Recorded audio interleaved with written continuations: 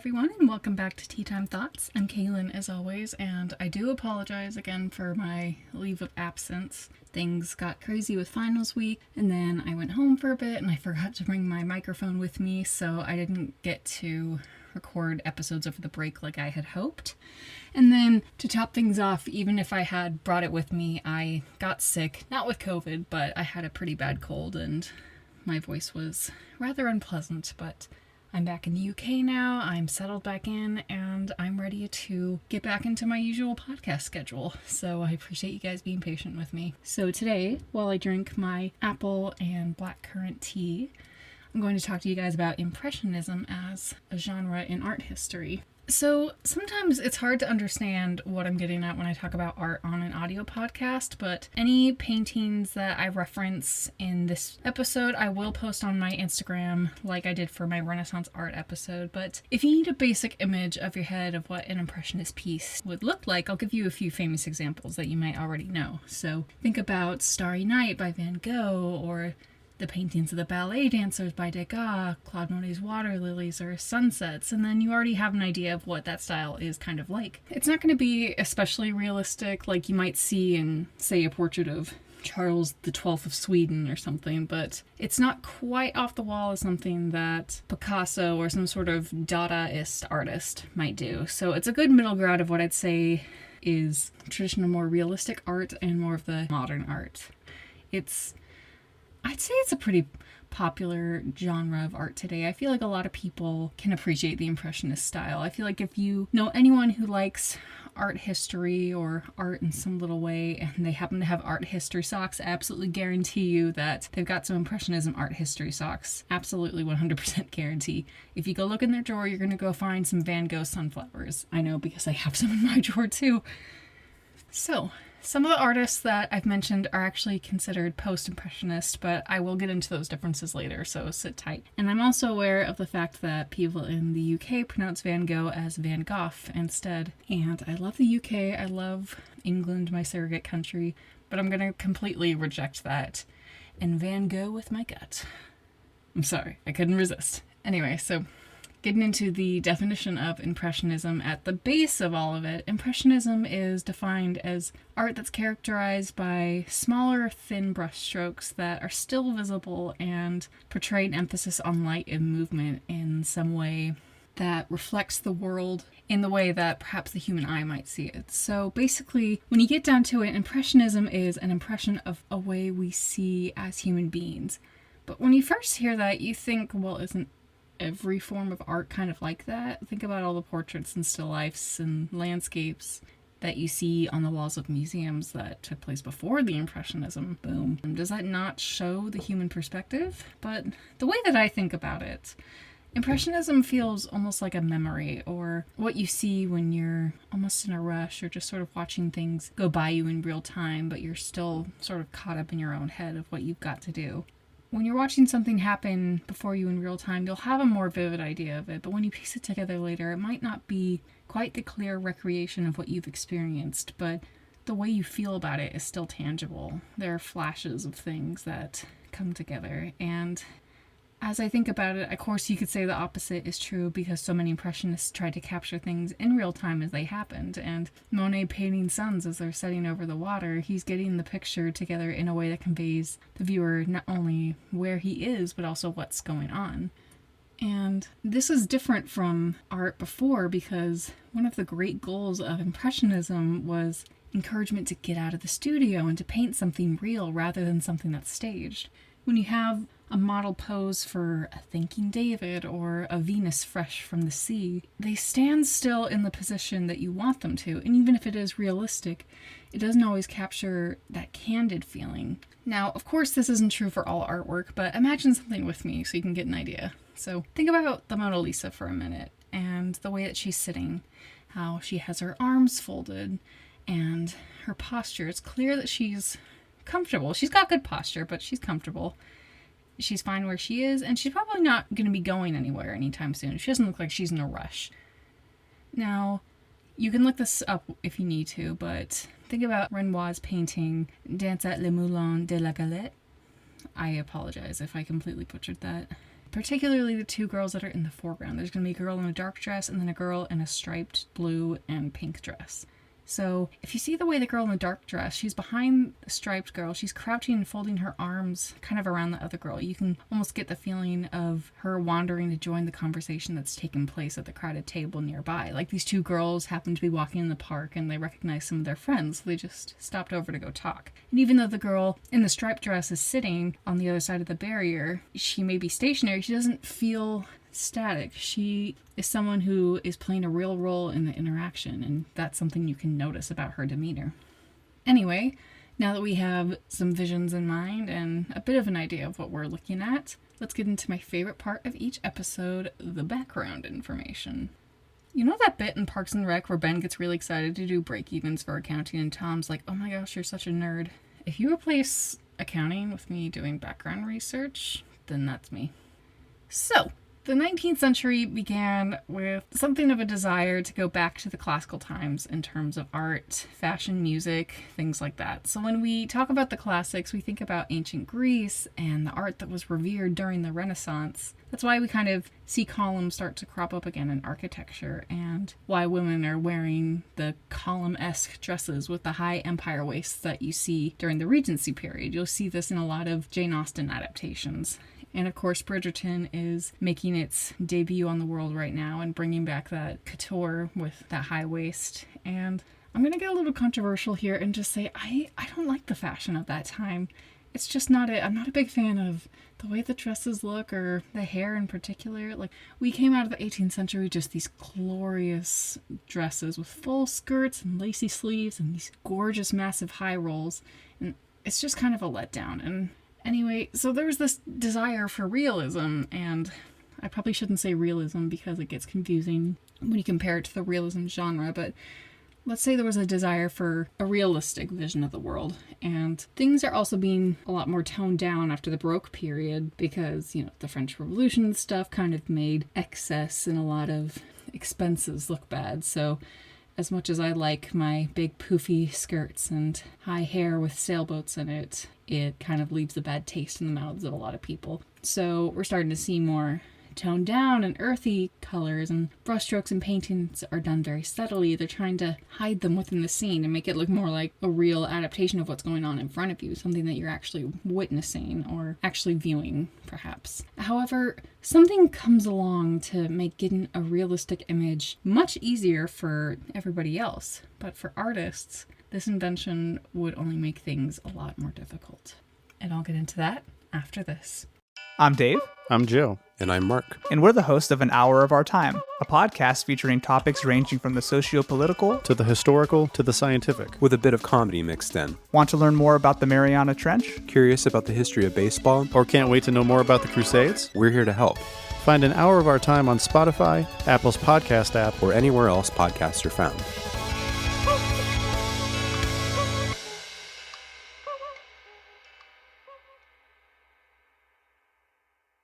And now, back to the story. So in a time period where people are striving to capture realistic images, trying to get these portraits taken of themselves or these beautiful landscapes painted in a way that looks real, what better time period for the camera to make its appearance?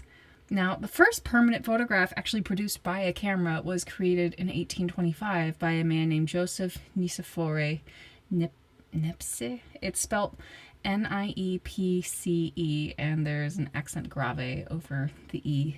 So I could be right, I could be wrong. I don't know. I'm always open to feedback and corrections. And Joseph did this by experimenting with what was known as a camera obscure or obscure.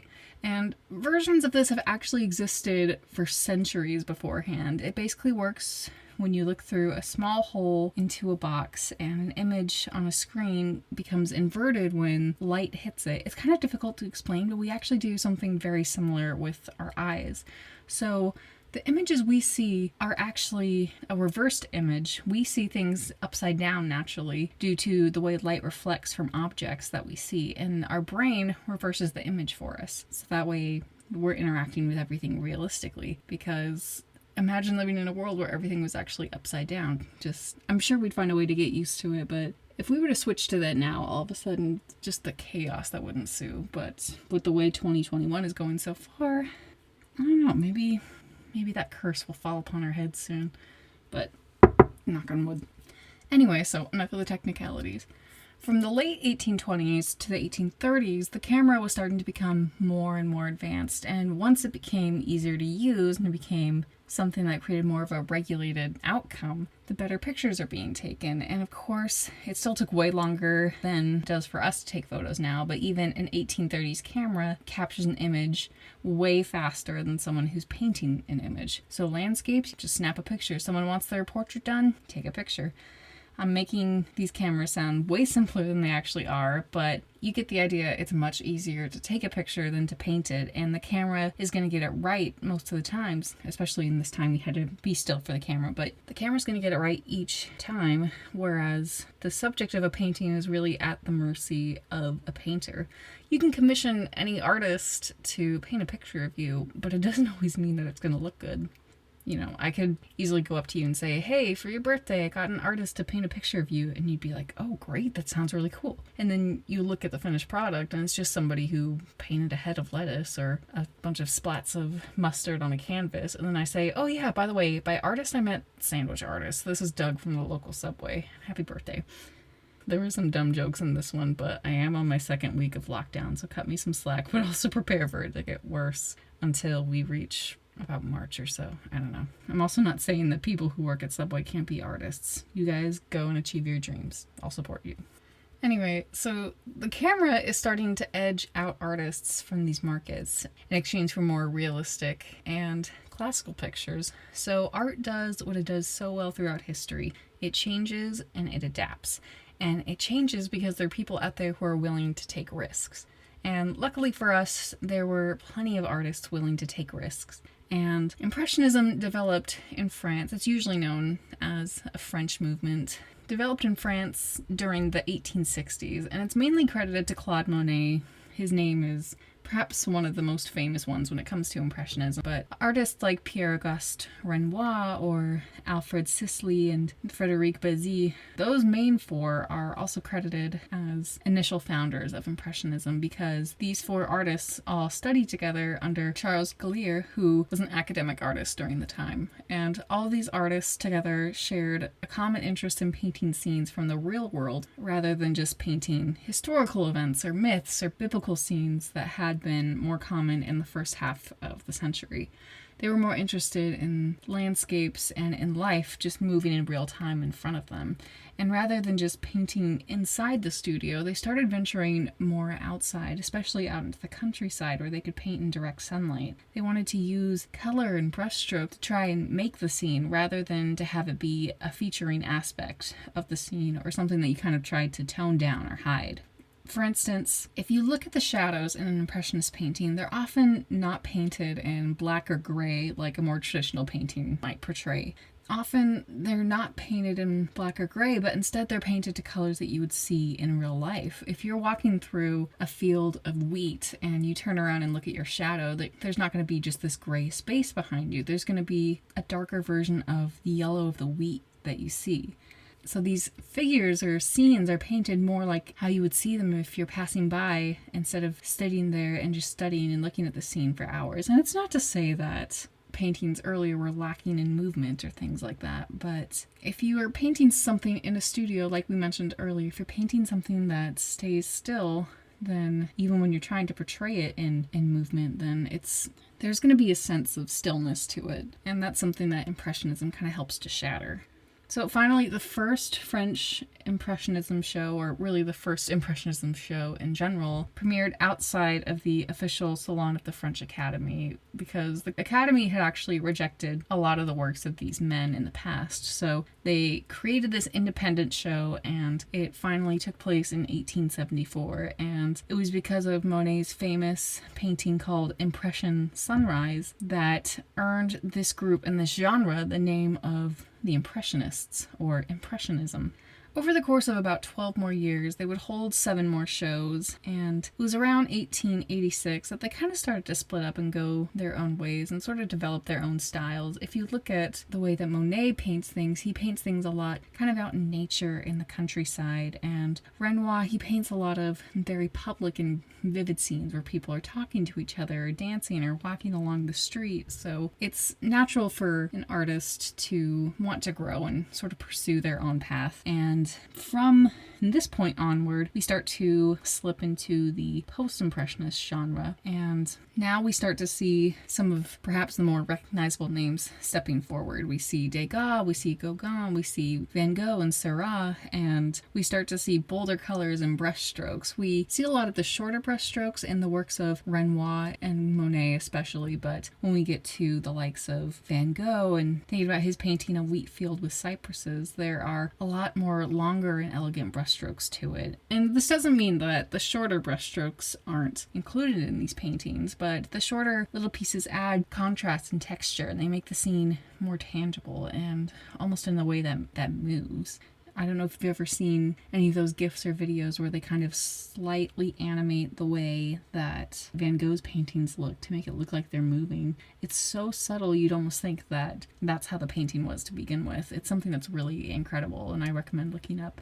And we also start to see some more branches of, and we start to see some more genres kind of forming within this branch of post-impressionist artists. If we think about A Sunday Afternoon on the Island of Le Grand Jatte by Seurat, we think of pointillism, as a lot of us know it. We think of these small dots and brushstrokes that form a picture that up close might not make a whole lot of sense, but back up further away and you see the whole picture. That's why I love Clueless. It's a great movie, but she says she's a full-on Monet. Like, far away, it's okay, like, but up front, it's a big old mess. Like, no, not Monet, but I appreciate her trying. That gives you an idea of how these artists, sort of just following after the original Impressionists or the Neo-Impressionists, we can see how there's room for expansion within the genre. And basically, when a lot of people think of Impressionism, they tend to group Post-Impressionism and Impressionism together, but it doesn't rob, in my opinion at least, I don't think it robs the artists of their skill or of their work within the genre. I think that the goal of Impressionism can encompass the different facets, and if you are interested in learning more about those, like, that's fantastic. But if you're just grouping it together as Impressionism, that's okay. There's a lot of, I don't know, especially with cultural subjects, there's a lot of feeling of superiority or hierarchy the more you kind of know about things. And don't get me wrong, it's fun to learn about those little details, and I know there are things about this episode that kind of went over my head when I was trying to study them. I'd love to learn more about the intricacies of the different art genres, but no one should be shamed for not knowing something if they are willing to learn it. Willful ignorance, that's one thing, but if somebody doesn't know, they shouldn't be shamed for not knowing. You should be willing to be patient with somebody as they learn if they're showing an interest in something, because everybody has to start from somewhere. I know I've made that particular rant before. I don't remember in what episode it was, but anyone can learn, basically. I've been watching too much Ratatouille. Anyway, so what would ultimately follow Impressionism would be some more of the modern styles like Cubism and Fauvism, and we're starting to see the art world clear the stage for the likes of Picasso and Marquet and Frieze, and really just to name a few. And Impressionism would ultimately come to an end around 1910 with this new style, and these new artists and these new genres wouldn't have been able to come forward in this way if it weren't for Impressionism, without this use of bolder colors and the willingness to blend lines between reality and human perception, which, although it can be faulty, it can also lead to something quite beautiful as well. So that's a little bit about Impressionism for you. Again, I'll be posting a list of the paintings referenced today on my Instagram, so check that out at Tea Time Thoughts Podcast on Instagram. I also have a YouTube channel under the same name, so if for whatever reason your usual streaming service is flooding you with ads or whatnot, or you're just having problems with it, you can watch the episodes on my channel. They're ad-free, so you don't have to worry about any interruptions. And also, if some of you are interested, I've made something kind of resembling a Patreon. Some of you might be familiar with it. It's called Buy Me a Cup of Coffee. although on my page I renamed it to Buy Me a Cup of Tea. So if you like the podcast, if you want to recommend an episode subject, if you want me to give you a little shout out or say a message for you, you can leave me a little tip and I'd be so happy to do so. Even if you don't have any requests in particular, I would appreciate that so much. And one thing I want to stress, this is something you absolutely don't have to do. I know the past year has been difficult for a lot of people, so feel no pressure whatsoever if it's just something you can't swing. I appreciate you guys so much for just listening and supporting me with your likes and your comments. And if you do want to donate or tip to me, that means so much to me, and I am so happy to be able to provide content that you guys will enjoy, and I love being able to do things to make other people happy. So thank you always around. The links will be in the descriptions of my YouTube videos and in my bio on Instagram. So if you're curious, you can check that out. So if you've enjoyed this episode, feel free to like, comment, follow, subscribe. Every platform's a little bit different. And a massive thank you to An Hour of Our Time. They've been a great partner for this week's promo swap. And they have such fun and informational episodes, and their topics cover a wide variety of subjects from football to Mount Rushmore to the Crusades, so there'll be something in there for everyone. So I definitely recommend them, and it's always fun to just learn a couple of fun facts that you can drop to people. So go give them a listen. And thank you guys again. Don't forget to tune in next week when I do something a little different and I talk about my favorite time period in history. And just a heads up, I recorded this episode a little while ago, so I'm referencing a few things from when I first moved to London in the recording. But when I scheduled out this upcoming season, it just didn't feel right to go right at the start because I wanted my Guy Fawkes episode to premiere on Guy Fawkes Day. So I just ended up moving it to a slot that felt a bit more fitting. So let me know what you think about those episodes. I thought it would just be kind of fun to do something to give you guys a little bit more of an insight into my personality, to get to know the voice behind the microphone. So thank you guys again for listening. Take care, be sure to be safe, and wear your masks, use hand sanitizer, be kind to people. This is Tea Time Thoughts, and I'll talk to you next week.